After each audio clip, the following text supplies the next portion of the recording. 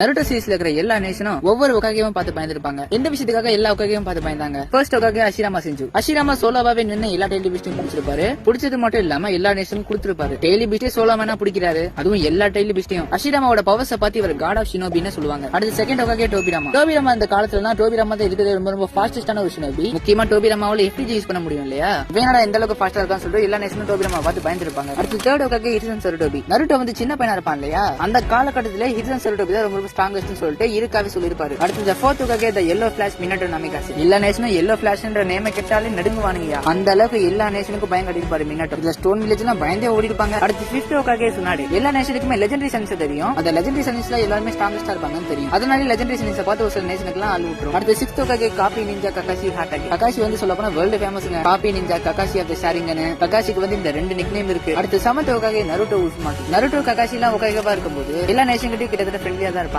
அதனால எந்த ஒரு நேஷனும் இவங்களை பார்த்து பயப்படல, ஃப்ரெண்ட்லியா தான் இருந்தாங்க. ஆனா எல்லா நேஷனுக்குமே ஒரு விஷயம் மட்டும் இவங்க கிட்ட நம்ம மோதிக்கிட்ட கண்டிப்பா காலி. எய்த் ஒகாகே சிக்கமா இருக்கும், அதே கதை தான். இந்த மாதிரி நிறைய வீடியோஸ் சப்ஸ்கிரைப் பண்ணி ஃபாலோ பண்ணிக்கோங்க.